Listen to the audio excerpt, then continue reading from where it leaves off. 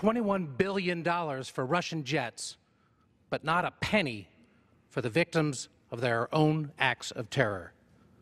That's what my colleagues are trying to say. In fact, the president can negotiate it. Let him reach an installment plan. But let's make sure that these dollars are paid. Look, this is a fundamental question. Should Iran receive relief from United States sanctions before it pays the victims of terrorism the $43 billion that U.S. courts say these victims are owed? When we say terrorism, what are we talking about? We're talking about Iranian-backed assassinations and bombings and attacks across time zones, from Paris to Jerusalem to New York to Beirut to East Africa to Buenos Aires. I say not 1 cent. These victims are United States citizens, their wives, brothers and sisters, children who hail from all across the nation, and they were killed in hijackings and suicide attacks and bombings of buses and planes and buildings and embassies and shopping malls and pizza parlors. In fact, I met with one of those victims. Today, this morning, and yesterday, the widow of Kenneth Welch and they're here in Washington today. They've been waiting 30 years for the opportunity to see this issue addressed.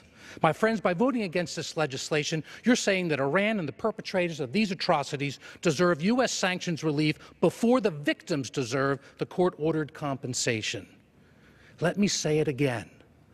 By voting no, you're putting the interests of Iran's terror machine before the American victims of that terror.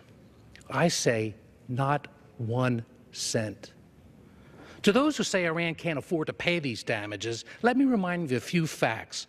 Iran has a yearly gross domestic product in excess of $1.3 trillion, and they just spent $21 billion on Russian jets. The facts show that Iran has the money and will have as much more if the sanctions are lifted.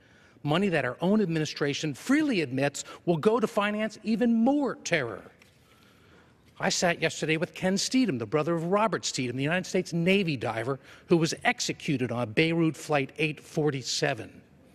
His brother Ken himself, a retired Navy SEAL, said to me yesterday, if the president doesn't take this opportunity and Congress doesn't take the opportunity to hold Iran accountable for the terrorist acts now, I have to ask them, when will they?